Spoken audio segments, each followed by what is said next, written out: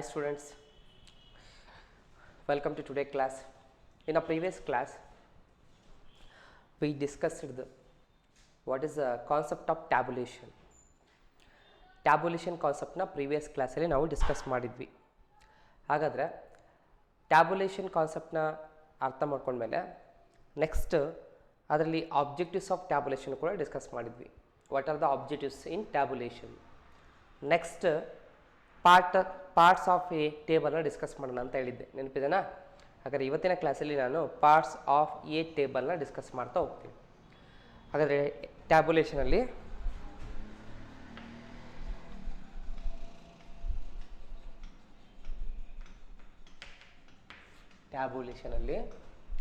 Next ನಾವು discuss ಮಾಡಬೇಕಾಗಿರೋದು ಯಾವುದು? Parts of a table. Parts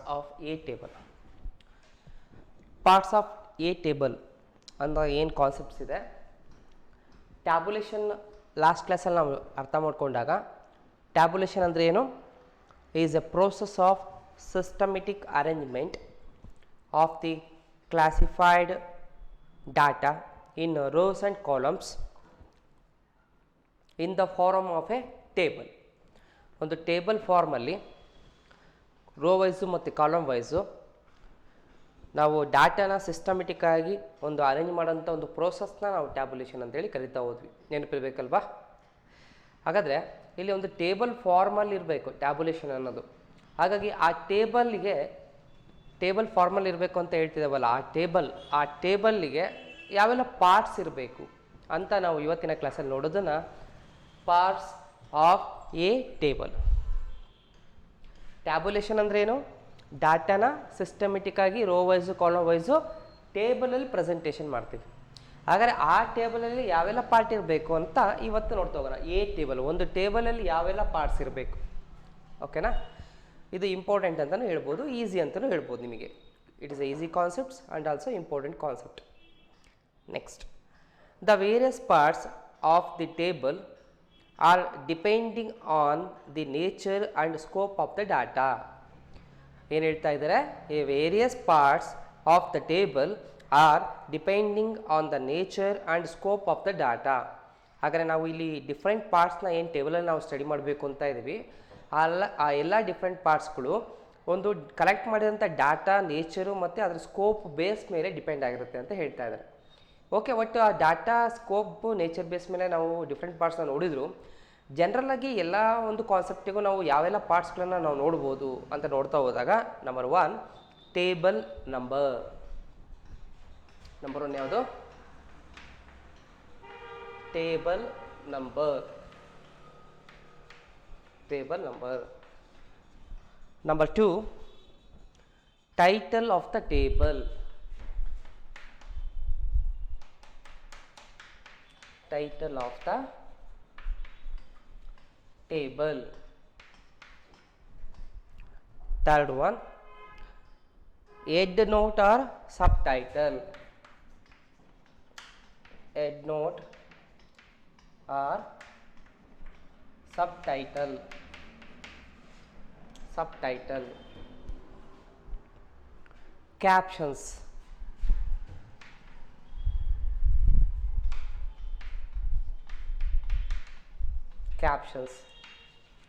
Next one, stubs.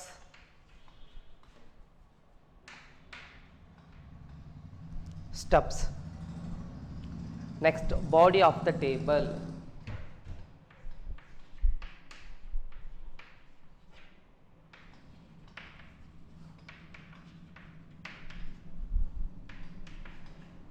Body of the table. Footnote.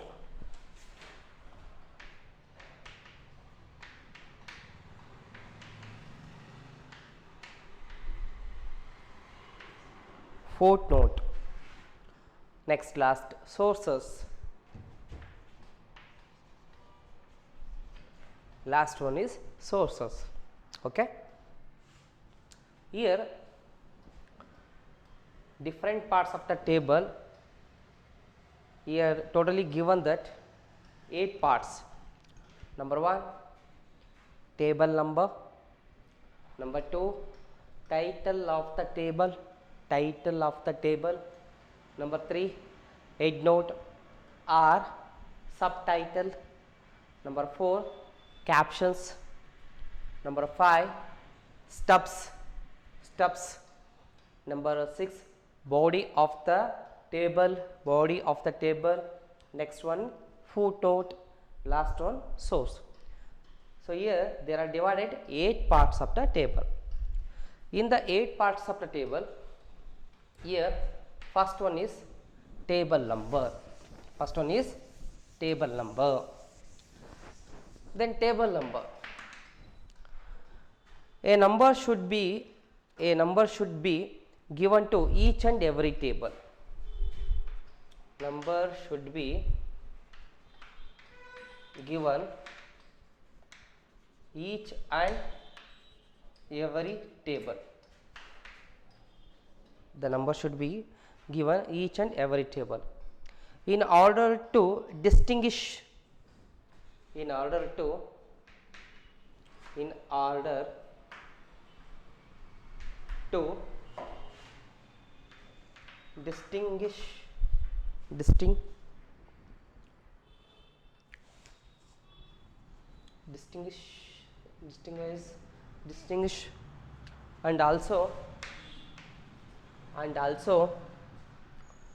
for easy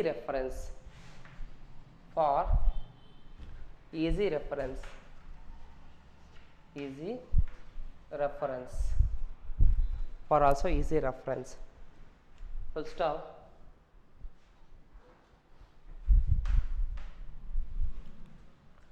Usually a table number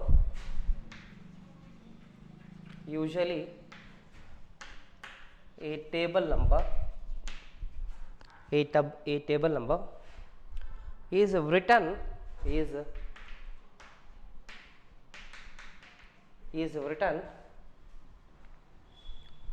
at the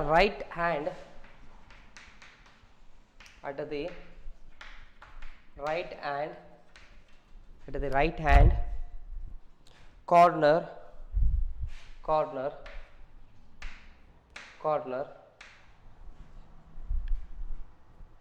at the top of the table.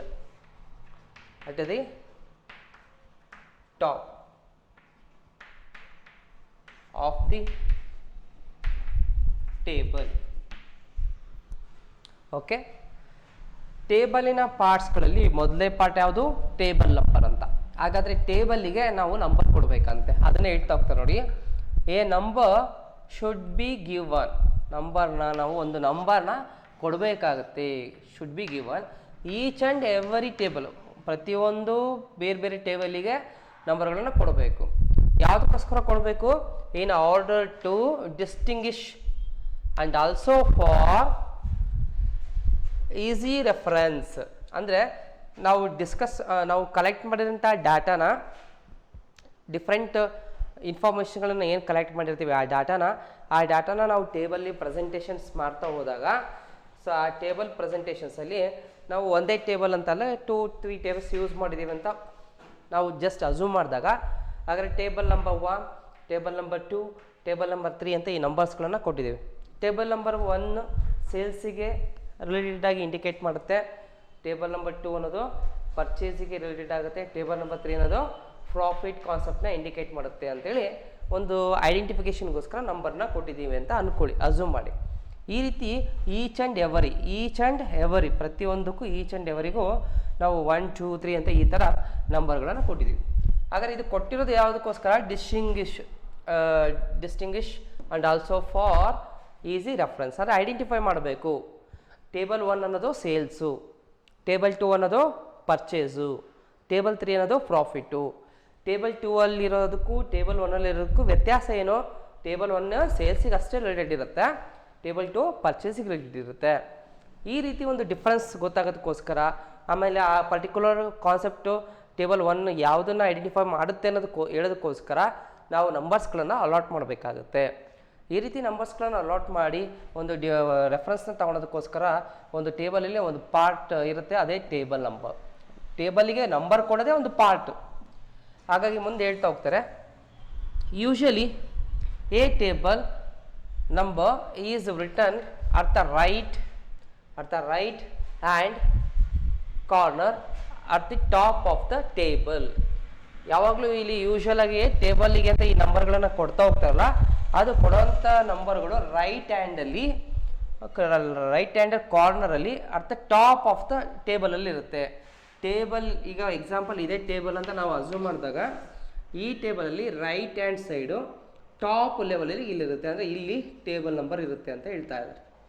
ನಾನು ಇಲ್ಲಿ just example ಗೊತ್ತಾಗ್ಲಿ ಅಂತ ಬರೆದಿದ್ದೀನಿ. ಇದು ಬಿಟ್ಟು ಇಲ್ಲಿ ಅಬ್ಸರ್ವ್ ಮಾಡ್ತಾ ಹೋದಾಗ ಇದು ಟೇಬಲ್ಲು, ಈ ಟೇಬಲಲ್ಲಿ ರೈಟು ಲೆಫ್ಟಲ್ಲಿ ರೈಟ್ ಹ್ಯಾಂಡ್ ಸೈಡ್ ಅಂತ ಹೇಳಿದ್ದಾರೆ, ಅದರ ರೈಟ್ ಹ್ಯಾಂಡ್ ಸೈಡಲ್ಲಿ ಟಾಪ್ ಆಫ್ ದ ಟೇಬಲಲ್ಲಿ ಮೇಲಿರುತ್ತೆ ಅಂತ ಹೇಳಿದ್ದಾರೆ. ಇದು ಟೇಬಲ್ ನಂಬರ್. ಈಗ ಈ ಕ್ಲಾಸಸ್ನ ನೀವು ನಾನು ಬುಕ್ಸಲ್ಲಿ ನೀವು ನೋಡ್ತಾ ಅಬ್ಸರ್ವ್ ಮಾಡ್ತಾ ಇದ್ರೆ ಆ ಬುಕ್ಸಲ್ಲಿ ಅಲ್ಲಿ ಪಿಕ್ಚರ್ಸ್ ಕೊಟ್ಟಿದ್ದಾರೆ, ಅಬ್ಸರ್ವ್ ಮಾಡ್ಬೋದು. ಅದನ್ನು ನಾನು ಆಮೇಲೆ ಡ್ರಾ ಮಾಡ್ತೀನಿ. ಬುಕ್ಸ್ ಇಲ್ಲ ಅಂದರೆ ಇಲ್ಲಿ ಪ್ರತಿಯೊಂದು ಕೂಡ ಇನ್ಫಾರ್ಮೇಷನ್ನ ಬರಿತಾ ಹೋಗ್ತಾ ಇದ್ದೀನಿ, ಹೇಳ್ತಾ ಹೋಗ್ತಿದ್ದೀನಿ, ಅಬ್ಸರ್ವ್ ಮಾಡ್ಬೋದು. ಓಕೆನಾ? ಹಾಗಾದ್ರೆ ಟೇಬಲ್ ನಂಬರ್ ಅರ್ಥ ಆಯ್ತಾ? ನೆಕ್ಸ್ಟ್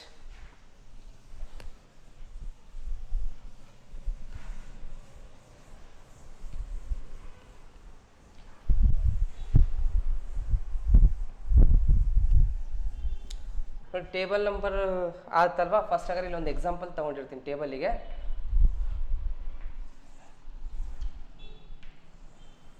ಇದೊಂದು ಟೇಬಲ್ ಅಂತ ಅಸ್ಯೂಮ್ ಮಾಡಿ, ಈ table right hand side top ಲೆವೆಲಿಗೆ ನಾನು ಇಲ್ಲಿ ಬರೆದಿರ್ತೀನಿ. ಏನಿದು? ಟೇಬಲ್ ನಂಬರ್ ಅಂತೇಳಿ ಇಲ್ಲಿ ನಂಬರ್ ಕೊಡಬೇಕು. 1 2 3 4 5 ಅಥವಾ 1.5 1.1 2.1 3.1 ಈ ರೀತಿಯಾದಂಥ ನಂಬರ್ಸ್ಗಳನ್ನು ಅಲ್ಲಿ ರಿಕ್ವೈರ್ಮೆಂಟ್ ಬೇಸ್ ಮೇಲೆ ಕೊಡಬೇಕು. ಇದು ಟೇಬಲ್. ಈ ಒಂದು ಟೇಬಲ್ ಏನಿದೆಯಲ್ಲ, ಇದು general format of a table ಅಂತೇಳಿ ಯಾವ ರೀತಿ ಫಾರ್ಮ್ಯಾಟ್ ಇರುತ್ತೆ ಅಂತೇಳಿ ನಾವು ನೋಡ್ತಾ ಹೋಗೋದು. General format of a table. ಒಂದು ಟೇಬಲಿನ ಫಾರ್ಮ್ಯಾಟ್ ಯಾವ ಥರ ಇರುತ್ತೆ ಅಂತೇಳಿ ನಾನು ಇಲ್ಲಿ ಕೆಳಗಡೆ ಬರಿತಾ ಇದ್ದೀನಿ. Clear? Okay. Next title of the table. Second one, title of the table. Title of the table ಅಲ್ಲಿ ಏನು ಎಕ್ಸ್ಪ್ಲನೇಷನ್ಸ್ ಕೊಟ್ಟಿದ್ದಾರೆ? A title should be given to the table. A title should be given to a table. Given to the table. The title should indicate in the title should indicate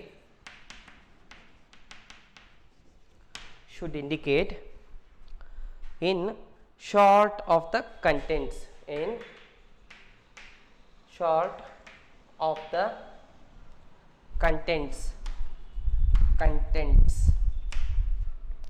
Contents of the table.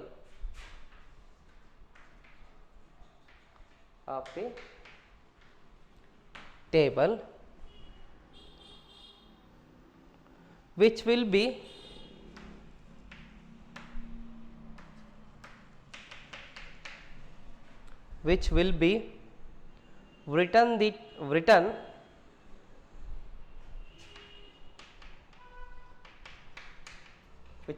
written at the top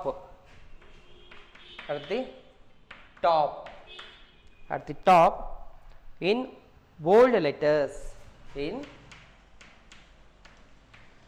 bold letters. ಓಕೆನಾ?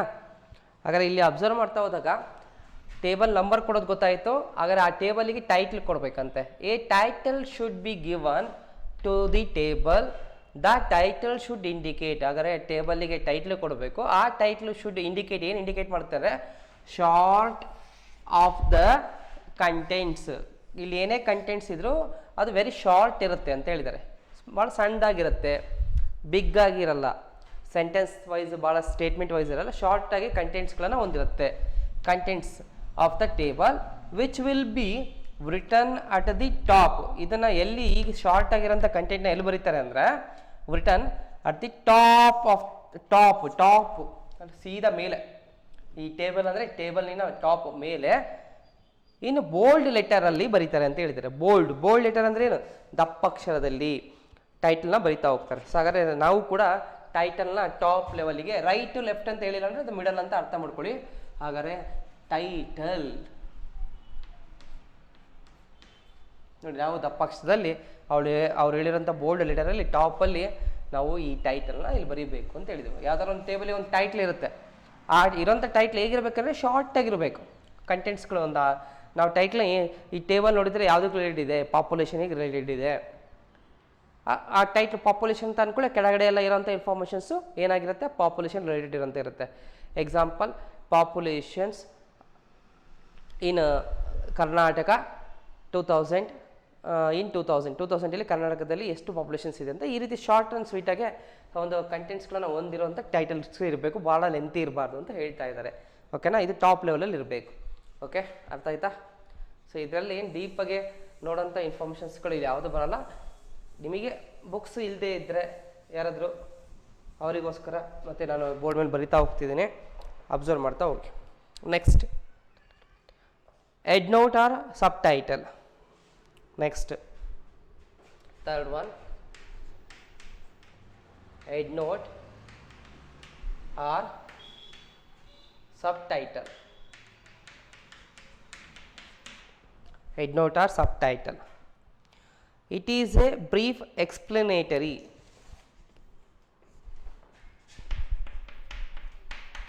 It is a brief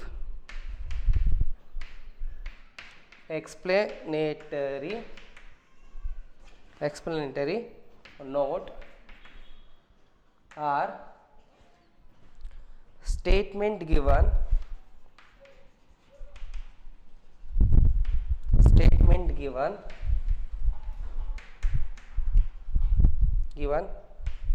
just below the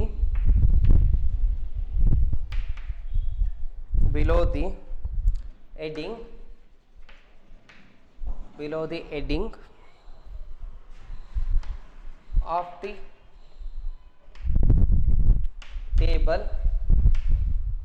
the table, put in a bracket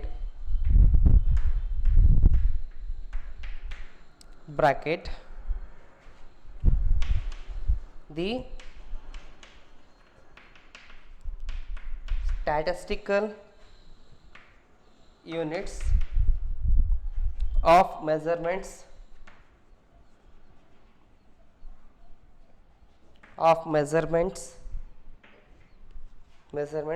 such as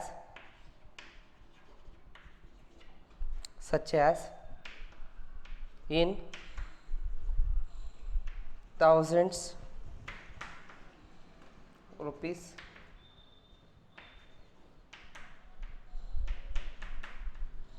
million tons, crores, kg, etc. Okay, next one, head note or subtitle.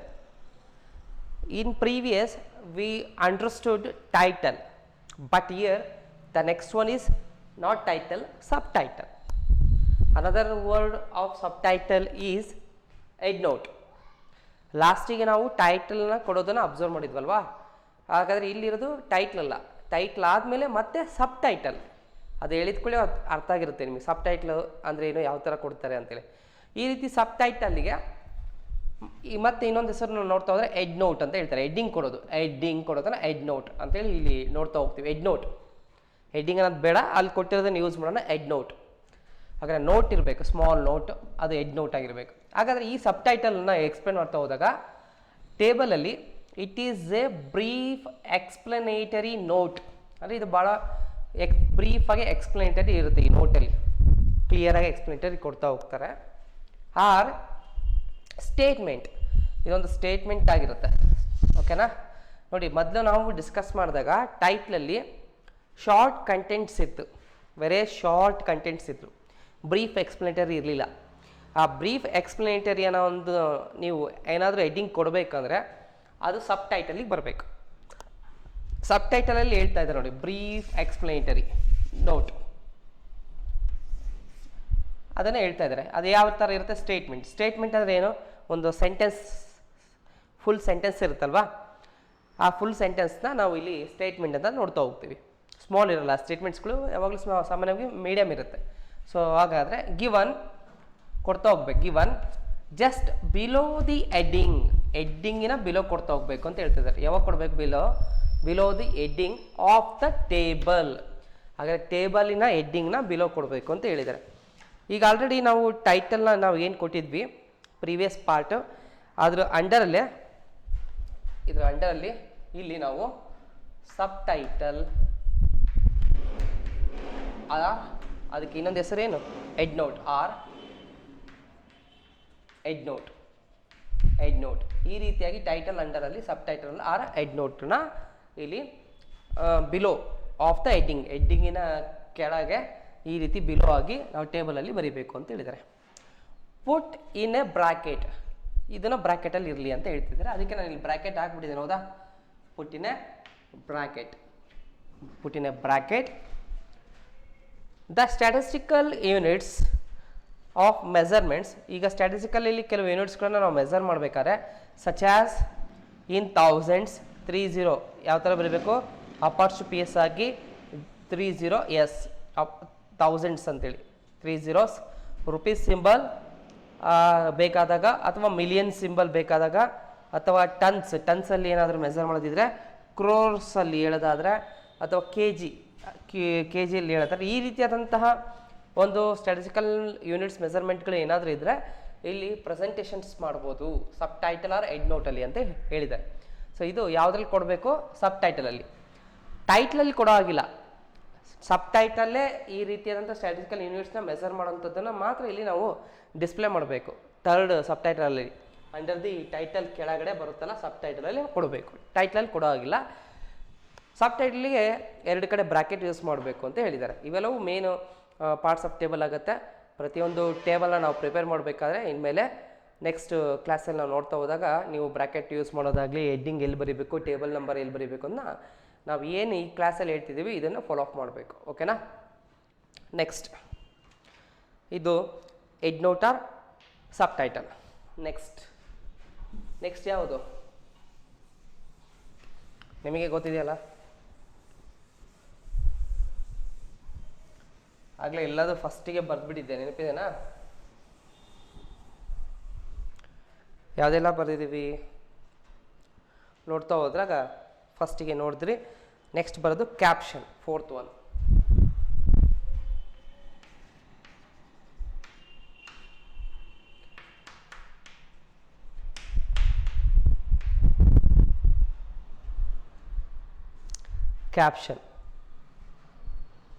Captions explanations ನಾನು ಬರಿತಾ ಹೋಗ್ತೀನಿ.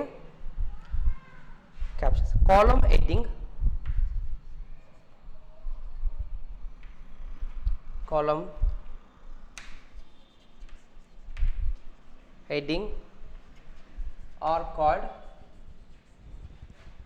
are called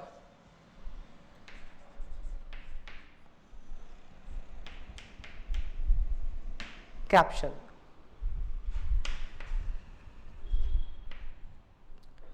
They explain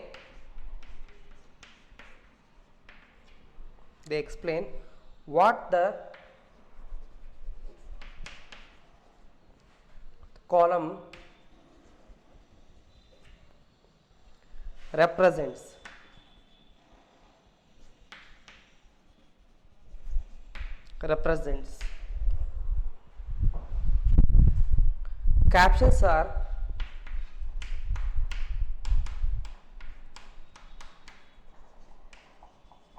Captions are always written in 1 or 2 words. 1 or 2 words on the top of each column. Okay, ಹಾಗಾದರೆ captions ಎಕ್ಸ್ಪ್ಲನೇಷನ್ಸ್ನ ನಾವು ನೋಡ್ತಾ ಹೋಗೋಣಂತೆ. Captions ಅಂದರೆ ಏನು? ಹಾಗಾದರೆ ಟೇಬಲಲ್ಲಿರುವಂಥ ಪಾರ್ಟಲ್ಲಿ ಕ್ಯಾಪ್ಷನ್ಸು ಕೂಡ one of the important part. ಈ ಪಾರ್ಟು ಕಾಲಮ್, ಇಲ್ಲಿ ಕ್ಯಾಪ್ಷನ್ಸ್ ಕೂಡ column heading are called captions. ಹಾಗಾದರೆ ಕ್ಯಾಪ್ಷನ್ಸ್ ಅಂದರೆ ಬೇರೆ ಏನಲ್ಲ, ಕಾಲಮಲ್ಲಿ ನಾವು ಕೊಡುವಂಥ ಹೆಡ್ಡಿಂಗ್ನ ಕ್ಯಾಪ್ಷನ್ಸ್ ಅಂತ ಕರಿತೀವಿ. Column side, row wise, column wise ಅಂತ ನಾವೇನು ಡಿಸ್ಕಸ್ ಮಾಡ್ತಾ ಇರ್ತೀವಲ್ವಾ, ಹಾಗಾದ್ರೆ ಆ ರೋ ವೈಸ್, ಕಾಲಮ್ ವೈಸಲ್ಲಿ ಕಾಲಮ್ ವೈಸ್ನ ಹೆಡ್ಡಿಂಗ್ ಕೊಡೋದು. ಇಲ್ಲಿ ಕ್ಯಾಪ್ಷನ್ಸಲ್ಲಿ ಕಾಲಮ್ ವೈಸ್ ಹೆಡ್ಡಿಂಗ್ ಕೊಡೋದನ್ನ ನೆನಪಿಟ್ಕೊಳ್ಳೋದು ಏನಿಲ್ಲ, ಸಿಂಪಲ್ ನೋಡಿ. ಕ್ಯಾಪ್ಷನ್ಸಲ್ಲಿ ಇಲ್ಲೂ ಸಿ ಇಂದ ಸ್ಟಾರ್ಟ್ ಆಗಿದೆ, ಹಾಗಾದರೆ ಇಲ್ಲೂ ಕೂಡ ಸಿ ಇಂದ ಸ್ಟಾರ್ಟ್ ಆಗುತ್ತೆ. ಕ್ಯಾಪ್ಷನ್ಸ್ ಅಂದರೆ C, captions column C. So ಕ್ಯಾಪ್ಷನ್ಸಲ್ಲಿ ಕಾಲಮಲ್ಲಿ ಕೊಡಬೇಕು, ಓಕೆನಾ. ರೋ ವೈಸ್ ಬರಲ್ಲ, ಸಿ ಅಂತ ನೆನ್ಪಿಟ್ಕೊಳ್ರಿ. ಕ್ಯಾಪ್ಷನ್ಸಲ್ಲಿ ಕಾಲಮ್ ಹೆಡ್ಡಿಂಗ್ ಕೊಡೋದು. ಹಾಗಾದ್ರೆ ಫಸ್ಟ್ ನಿಮಗೆ ಕಾಲಮ್ ಸೈಡ್ ಅಂದರೆ ಯಾವುದು, ಕಾಲಮಲ್ಲಿ ಹೆಡ್ಡಿಂಗ್ ಕೊಡೋದು ಅಂದರೆ ಯಾವುದು ಅನ್ನೋದು ನಿಮಗೆ ಗೊತ್ತಿರಬೇಕು. ಹಾಗಾದರೆ ಇಲ್ಲಿ ನಾವು ಈಗ ಎಕ್ಸಾಂಪಲ್ ಈ ಟೇಬಲ್ನ ನಾವು ಪಾರ್ಟ್ನ ಡಿವೈಡ್ ಮಾಡ್ತಾ ಹೋಗೋಣಂತೆ. ಈ ಡಿವೈಡ್ ಮಾಡ್ತಾ ಹೋದಾಗ ನೋಡಿ, ನಾನು 2 ಪಾರ್ಟಲ್ಲೂ ಡಿವೈಡ್ ಮಾಡ್ಕೊಂಡಿದ್ದೀನಿ. 2 ಪಾರ್ಟಲ್ಲೂ ಡಿವೈಡ್ ಮಾಡಿದಾಗ ಇಲ್ಲಿ ಫಸ್ಟ್ ನಮಗೆ ಬೇಕಾಗಿರೋದು ಯಾವುದು, ಕಾಲಮ್ ವೈಸ್ ಹೆಡ್ಡಿಂಗ್. ಹಾಗಾದರೆ ಕಾಲಮ್ ವೈಸ್ ಹೆಡ್ಡಿಂಗ್ ಯಾವ್ದು ಬರುತ್ತೆ ಅನ್ನೋದು ನಿಮಗೆ ಗೊತ್ತಿದೆ. ಸೊ ಹಾಗಾದರೆ ಇದು ಕಾಲಮ್ ವೈಸ್ ಬರುತ್ತೆ. ಹಾಗಾದರೆ ಈ ಕಾಲಮ್ ವೈಸ್ ಇರೋಂಥ ವರ್ಟಿಕಲ್ ವೈಸ್ ಇರೋದನ್ನು ನಾವು ಇಲ್ಲಿ ಈ ಒಂದು ಪ್ಲೇಸಲ್ಲಿ ನಾವು ಕಾಲಮ್ ಹೆಡ್ಡಿಂಗ್ನ ಕೊಡ್ತಾ ಹೋಗ್ತೀವಿ. ಹಾಗಾದರೆ ಆ ವರ್ಟಿಕಲ್ ಇರೋಂಥ ಕಾಲಮ್ ಹೆಡ್ಡಿಂಗಿಗೆ ಕ್ಯಾಪ್ಷನ್ಸ್ ಅಂತೇಳಿ ಇಲ್ಲಿ ಹೆಡ್ಡಿಂಗ್ ಕೊಡಬೇಕು. ಇದೇ ಅಲ್ವಾ ಹೆಡ್ಡಿಂಗ್, ಇದು ಕ್ಯಾಪ್ಷನ್ಸ್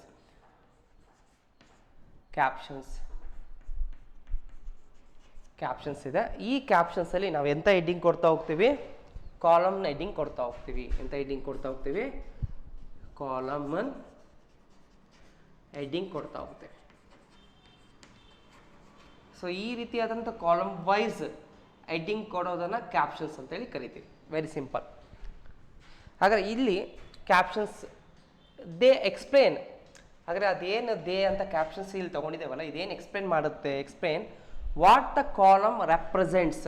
ಹಾಗಾದರೆ ಕಾಲಮಲ್ಲಿ ಏನು ವ್ಯಾಲ್ಯೂಸ್ಗಳನ್ನು ನಾವು ನ್ಯೂಮರಿಕಲ್ ವ್ಯಾಲ್ಯೂಸ್ನ ಫಿಲ್ ಮಾಡಬೇಕು, ಆ ಫಿಲ್ ಮಾಡೋಂಥ ವ್ಯಾಲ್ಯೂಸ್ಗಳು ಯಾವ ಟಾಪಿಕ್ಕಿಗೆ ರಿಲೇಟೆಡ್ ಅನ್ನೋದನ್ನ ರೆಪ್ರೆಸೆಂಟ್ ಮಾಡೋದೇ ಕ್ಯಾಪ್ಷನ್ಸ್ ಆಗುತ್ತೆ. ಈಗ ಇಲ್ಲಿ ಯಾವುದೋ ಒಂದು 20, 30, 40, 50 ಬರಿತೀನಿ ಅಂದರೆ ಅದು ಮೇಲು ಫೀಮೇಲಾ, ಅಥವಾ ಪಾಸ್ ಫೇಲಾ, ಮ್ಯಾರಿಡಾ ಅನ್ಮ್ಯಾರಿಡಾ. ಹಾಗಾದರೆ ಇಲ್ಲಿ ಕೆಳಗಡೆ ಬಿಲೋ ಒಂದು ಮಿಡಲಲ್ಲಿ ರೆಪ್ರೆಸೆಂಟ್ ಮಾಡೋಂಥ ನ್ಯೂಮರಿಕಲ್ ಆಸ್ಪೆಕ್ಟ್ಸು ಯಾವ ಒಂದು ಪರ್ಟಿಕ್ಯುಲರ್ ಕಾನ್ಸೆಪ್ಟ್ನ ಇಂಡಿಕೇಟ್ ಮಾಡುತ್ತೆ ಅನ್ನೋದೇ captions, that is column heading. ಓಕೆನಾ. ಮತ್ತು ಹೆಡ್ಡಿಂಗ್ ಇಲ್ಲ ಅಂದಾಗ ನಾವು ಕೆಳಗಡೆ ಇರೋಂಥ ನ್ಯೂಮರಿಕಲ್ ಡಾಟಾ ಏನು ಅಂತ ಅರ್ಥ ಮಾಡ್ಕೋಬೇಕು. ನ್ಯೂಮರಿಕಲ್ ಡಾಟಾ ಏನು ಅಂತ ಅರ್ಥ ಮಾಡ್ಕೋಬೇಕಾದ್ರೆ ಅದಕ್ಕೆ ಹೆಡ್ಡಿಂಗ್ ಬೇಕು. ಆ ಹೆಡ್ಡಿಂಗು ನಾವು ಕಾಲಮ್ ವೈಸ್ ಕೊಟ್ಟರೆ ಕ್ಯಾಪ್ಷನ್ಸ್ ಆಗುತ್ತೆ, ರೋ ವೈಸ್ ಕೊಟ್ಟರೆ ನೆಕ್ಸ್ಟ್ ಟಾಪಿಕ್ ಸ್ಟೆಪ್ಸ್ ಆಗುತ್ತೆ. ಈಗ ಸದ್ಯಕ್ಕೆ ಇಲ್ಲಿ ಹೆಡ್ಡಿಂಗ್ ಇಂಪಾರ್ಟೆಂಟು. ಆ ಹೆಡ್ಡಿಂಗ್ನ ಕೊಡೋದು ಐಡೆಂಟಿಫಿಕೇಷನ್ಗೋಸ್ಕರ, ಬಿಲೋ ಇರೋಂಥ ಫಿಗರ್ಸ್ ಏನು ರೆಪ್ರೆಸೆಂಟೇಷನ್ ಮಾಡುತ್ತೆ ಅಂತ ಆ ಹೆಡ್ಡಿಂಗ್ನ ಕಾಲಮ್ ವೈಸ್ ಕೊಡೋದೇ ಕ್ಯಾಪ್ಷನ್ಸ್ ಆಗಿರುತ್ತೆ. ನೆಕ್ಸ್ಟ್ ಹಾಗಾದರೆ ಎಕ್ಸ್ಪ್ಲೇನ್ ಏನು ಮಾಡ್ತಾ ಹೋಗುತ್ತೆ, ಕಾಲಮ್ನ ರೆಪ್ರೆಸೆಂಟ್ ಮಾಡ್ತಾ ಹೋಗುತ್ತೆ. ಓಕೆನಾ. Next, captions are always return in 1 or 2 words on the top of each column. ಓಕೆನಾ, on the top of each column. ಈ ಬಾಕ್ಸಲ್ಲಿ ನಾವು ಟಾಪ್ ಲೆವೆಲಲ್ಲಿ ಬಾಕ್ಸಿನ ಒಳಗಡೆ ಮೇಲ್ಗಡೆ ಟಾಪಲ್ಲಿ ಬರೆಯುವಂಥ ಒಂದು ವರ್ಡ್ಸ್ ಏನಿರಬೇಕು ಅದು ಕೇವಲ 1 ಅಥವಾ 2 ವರ್ಡ್ಸ್ ಇರೋಂಥದ್ದಾಗಿರಬೇಕು. 1 ಮತ್ತು 2 ವರ್ಡ್ಸು. ಈಗ MF T ಅಂತ ಹೇಳ್ತೀನಿ. M ಅಂದರೆ ಮೇಲು, F ಅಂದರೆ ಫೀಮೇಲು, T ಅಂದರೆ ಟೋಟಲ್. M ಅಂತ ನಾನು ಒಂದೇ ತೊಗೊಂಡಿದ್ದೀನಿ ಅಂದರೆ ಒಂದೇ ವರ್ಡ್ ಆಯ್ತಾ, F ಅಂತ ತೊಗೊಂಡಿದ್ದೀನಿ ಅಂದರೆ ಒಂದೇ ವರ್ಡ್ ಆಯ್ತಾ. ಈ ರೀತಿಯಾಗಿ ನಾವು ಕೊಡೋಂಥ ಹೆಡ್ಡಿಂಗ್ ಏನಿದೆ ಆ ಹೆಡ್ಡಿಂಗು ಕಾಲಮ್ ವೈಸು ಅದು 1 ಅಥವಾ 2 ವರ್ಡ್ಸ್ ಇರಬೇಕು, ಭಾಳ ವರ್ಡ್ಸ್ ಇರೋ ಆಗಿಲ್ಲ. 1 or more ವರ್ಡ್ಸ್ ಅಷ್ಟೇ, ಇಟ್ ಈಸ್ ಎನಫ್. ಎಕ್ಸ್ಪ್ಲನೇಷನ್ಸಲ್ಲಿ ಹೇಳ್ತಾ ಇದ್ದಾರೆ ಪಾರ್ಟ್ಸ್ ಆಫ್ ಟೇಬಲಲ್ಲಿ ಯಾವ ರೀತಿ ಟೇಬಲ್ನ ಪಾರ್ಟ್ಸ್ನ ನಾವು ತೊಗೋಬೇಕು, ಎಷ್ಟು ವರ್ಡ್ಸ್ ಇರಬೇಕು, ಯಾವ ಒಂದು ಸೈಡಲ್ಲಿ ಇರಬೇಕು, top, below, right side, left ಸೈಡಲ್ಲಿ ಇರಬೇಕು ಅಂತ ಹೇಳ್ತಾ ಇದ್ದಾರೆ.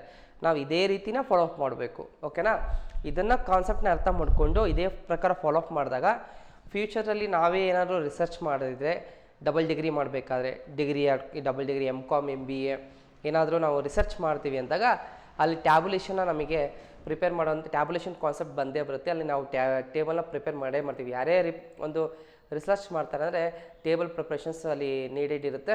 ಆವಾಗ ನಿಮಗೆ ಇದೆಲ್ಲ ಹೆಲ್ಪ್ ಆಗುತ್ತೆ. ಚೆನ್ನಾಗಿ ಒಂದು ಕ್ಲೀನಾಗಿ ಕಾನ್ಸೆಪ್ಟ್ ಅರ್ಥ ಮಾಡ್ಕೊಳ್ಳಿ. ಆಮೇಲೆ ಇವೆಲ್ಲ ಡಿಗ್ರಿಗೆ ಮತ್ತೆ ರಿಪೀಟ್ ಆಗುತ್ತೆ ನಿಮಗೆ ಸಬ್ಜೆಕ್ಟ್ಸ್ಗಳು. ಓಕೆನಾ, ಟಾಪಿಕ್ಸ್ಗಳು. ಹಾಗಾದರೆ ಇದನ್ನು ಟಾಪ್ ಲೆವೆಲಲ್ಲಿ ವರ್ಡ್ಸಲ್ಲಿ ಬರಿತಾ ಹೋಗ್ಬೇಕು. ಅರ್ಥ ಆಯಿತು ಅಂತ ಅಂದ್ಕೊಂಡಿದ್ದೀನಿ. Captions next. ಕ್ಯಾಪ್ಷನ್ಸ್ ಆಯಿತಾ? ಕ್ಯಾಪ್ಷನ್ಸ್ ಆದಮೇಲೆ ನೆಕ್ಸ್ಟ್ ಬರೋದು ಯಾವುದು? Stubs.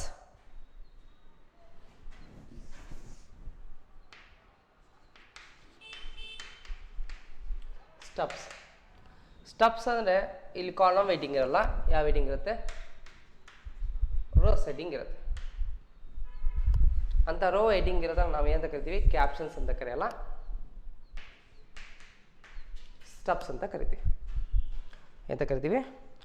Rho heading are called stubs. They explain what the row represent. What the row represent. ನಾವು ಕಾಲಮ್ ಇರೋ ಕಡೆ ರೋನ ಹಾಕ್ತಾ ಇದೆ. ಓಕೆನಾ, row represent. Stubs are always ಅಂತ ಹೇಳಿದ್ದಾರೆ. ಇಲ್ಲಿ ಸ್ಟಬ್ಸ್ ಕ್ಯಾಪ್ಷನ್ಸ್ ಅಂತ ಹೇಳಿದರೆ ಕ್ಯಾಪ್ಷನ್ಸ್ ಬದಲಿ stubs. Stubs are always usually return in 1 or 2 words. Same ಇದೆ. At the left extreme. ಹಾಗಾದ್ರೆ ಇಲ್ಲಿ ಟಾಪ್ ಇತ್ತಲ್ಲ, ಈ ಟಾಪ್ ಬದಲಿ ಇಲ್ಲಿ ಯಾವ ಸೈಡ್ ಬರ್ತಾ ಇದೆ? ಲೆಫ್ಟ್ ಎಕ್ಸ್ಟ್ರೀಮ್ ಸೈಡ್ ಅಂತ ಹೇಳ್ತಾ ಹೋಗ್ತಾರೆ. Left extreme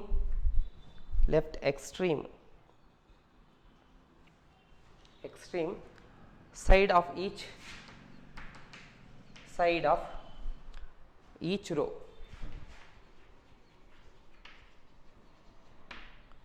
of each row. ಓಕೆನಾ? ಹಾಗಾದರೆ stubs captions lot of difference ಇಲ್ಲ, ಸಿಂಪಲ್ ಡಿಫ್ರೆನ್ಸ್ ಇದೆ. ಹಾಗಾದರೆ ಇಲ್ಲಿ ನಾವು ಟೇಬಲ್ನ ನೋಡ್ತಾ ಹೋದಾಗ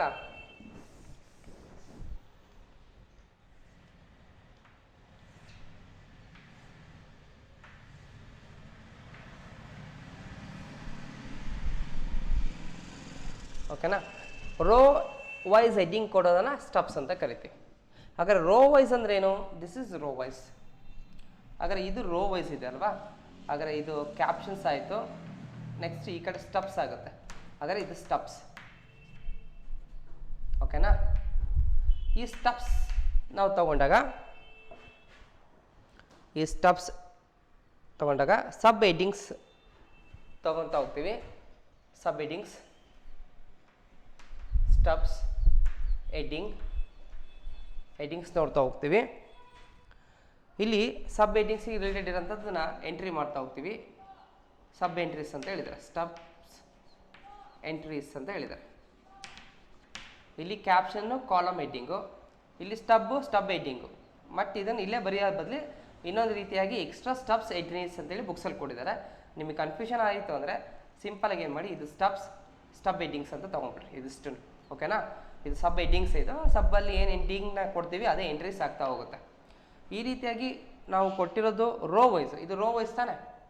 ಹಾಗಾದರೆ ಏನು ಆರಿಜೆಂಟಲ್ ಅಂತ ಕರಿತೀವಲ್ಲ, ರೋ ವೈಸ್. ಈ ರೋ ವೈಸ್ ಅಡ್ಡ ಅದು ಹೇಳ್ಬಾರ್ದು. ಆ ಥರ ಈ ರೀತಿಯಾಗಿ ನಾವು ರೆಪ್ರೆಸೆಂಟ್ ಮಾಡ್ತೀವಿ. ಇಲ್ಲಿ ಏನು ರೋ ಎಕ್ಸ್ಪ್ಲೇನ್ ಮಾಡುತ್ತೆ, ರೋ ಕಾಲಮ್ ಏನು ಕಾನ್ಸೆಪ್ಟ್ ಇಂಡಿಕೇಟ್ ಮಾಡುತ್ತೆ ಅಂತ ರೆಪ್ರೆಸೆಂಟೇಷನ್ ಮಾಡುತ್ತೆ. ಹಾಗಾದರೆ ಎಕ್ಸಾಂಪಲ್ ಇಲ್ಲಿ ಕ್ಯಾಪ್ಷನ್ಸಲ್ಲಿ ಮೇಲು ಫೀಮೇಲ್ ಬಗ್ಗೆ ನೋಡ್ತಾ ಇದ್ದೀವಿ ಅಂದಾಗ ರೋಸಲ್ಲಿ ನಾವೇನು ನೋಡ್ತೀವಿ? Educated, uneducated, married, unmarried. ಯಾವುದಾದ್ರು ಈ ರೀತಿ ಇಲ್ಲಿರೋಂಥ ಒಂದು ಇನ್ಫಾರ್ಮೇಷನ್ಸ್ ಬಿಟ್ಟು ಅದಕ್ಕೆ ಆಪೋಸಿಟ್ ಇನ್ಫಾರ್ಮೇಷನ್ನ ಇಲ್ಲಿ ನಾವು ನೋಡ್ತಾ ಹೋಗ್ತೀವಿ. ಓಕೆನಾ?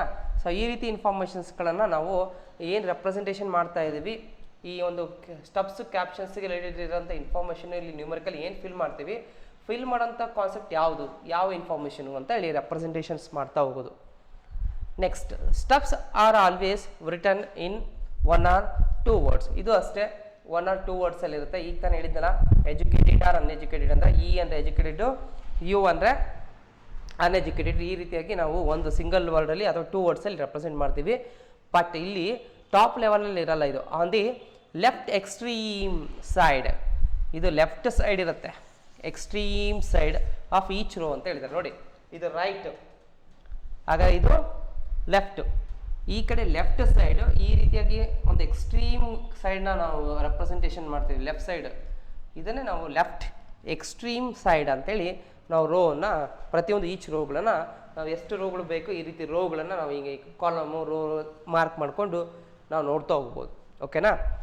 ಸೊ ಇಲ್ಲಿ ನಾವು ಯಾವುದನ್ನು ಅರ್ಥ ಮಾಡ್ಕೊಂಡ್ವಿ? ಸ್ಟೆಪ್ಸ್. ನೆಕ್ಸ್ಟ್ ಸ್ಟೆಪ್ಸ್ ಆದಮೇಲೆ ಬೇರೆದು ಯಾವುದೋ ನೀವು ನೋಡಿ.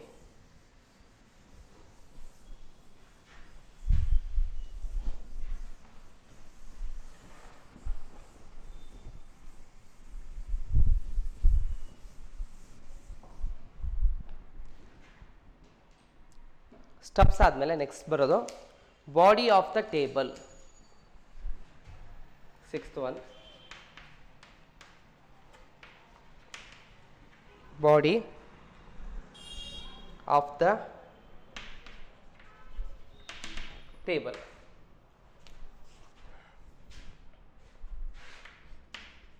The body of the table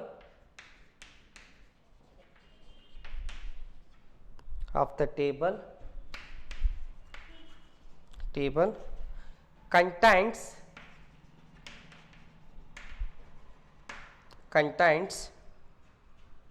numerical data.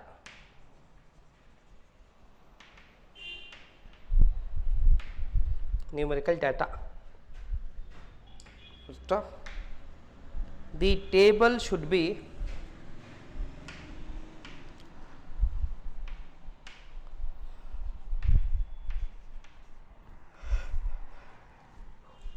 well balanced.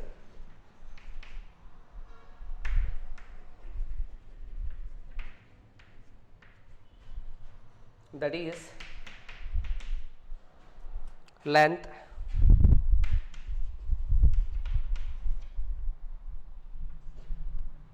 and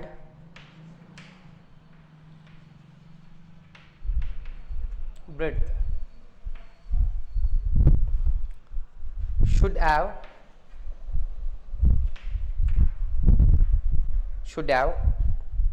appropriate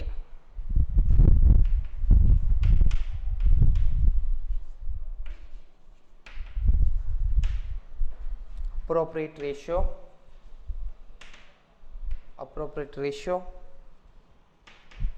in accordance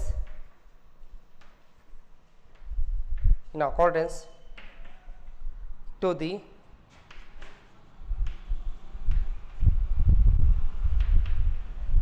the size of the paper.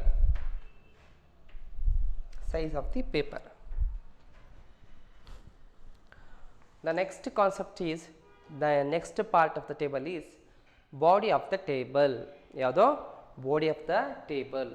ಹಾಗಾದ್ರೆ ಟೇಬಲಿನ ಒಂದು ಬಾಡಿ ಅಂತ ನೋಡೋವಂಥದ್ದು ಒಂದು ಪಾರ್ಟ್ ಆಫ್ ಟೇಬಲ್ ಅಬ್ಸರ್ವ್ ಮಾಡ್ತಾ ಹೋದಾಗ, the body of the table contains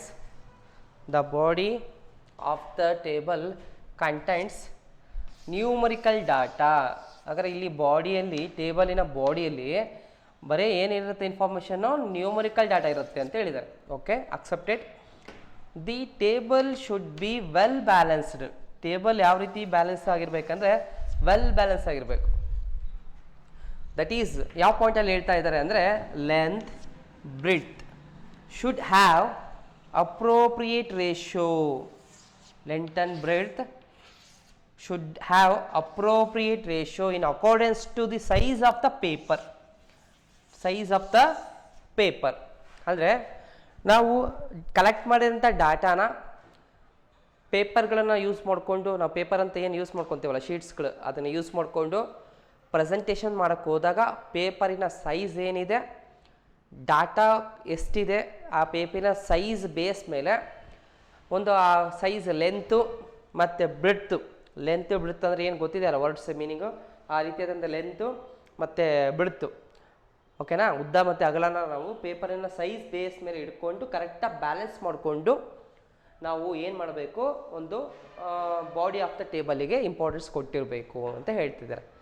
ಈಗ ನಾವು ಯಾವುದೋ ಒಂದು ಟೇಬಲ್ನ ಡ್ರಾ ಮಾಡ್ತೀನಿ ಅಂದಾಗ ಎಕ್ಸಾಂಪಲ್ ಬರೀ ಅದು ಲೆಂತ್ ಭಾಳ ಇದೆ but ಬಿಡ್ತಿಲ್ಲ.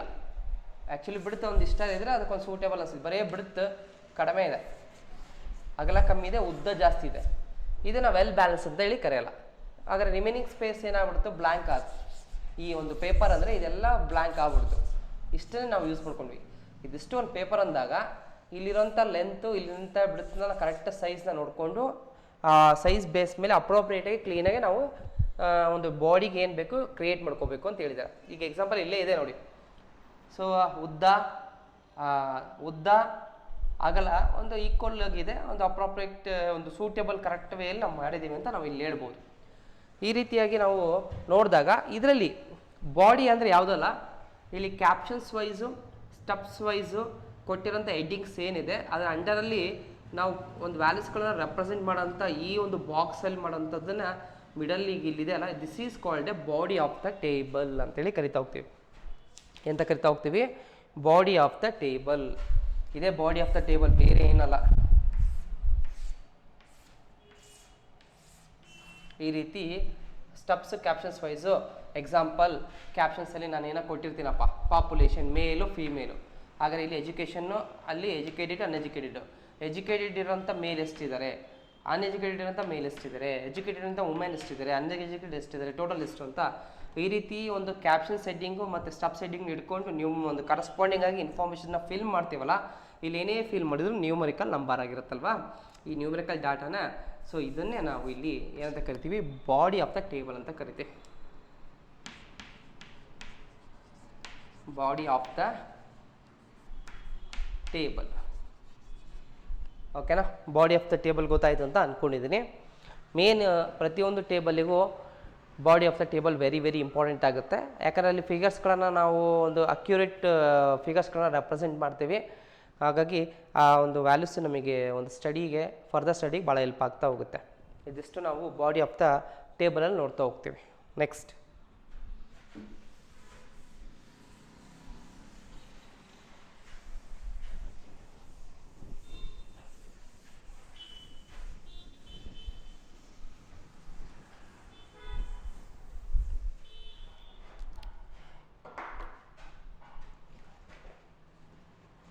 next one is footnote. Footnote.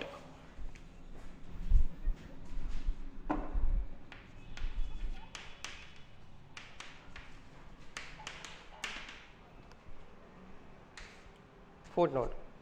It is generally written below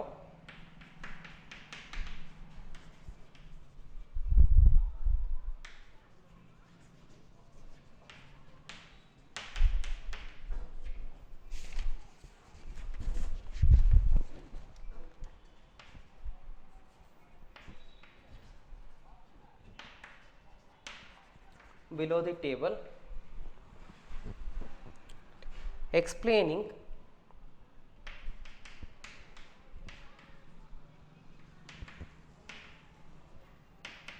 in brief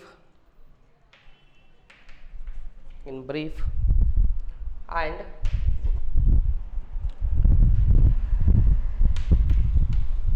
precisely clarify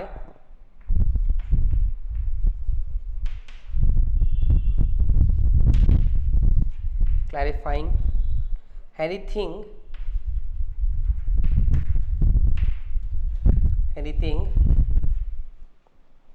special reference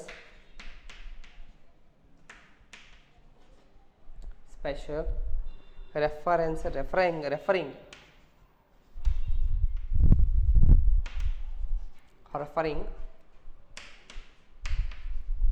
to the table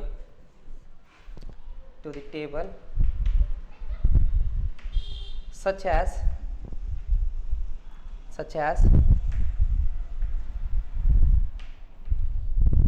conclusions,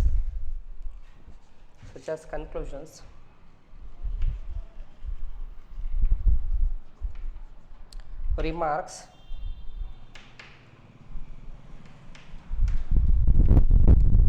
differences,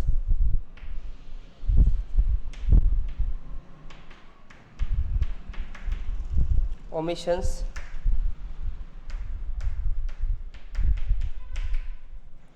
additions,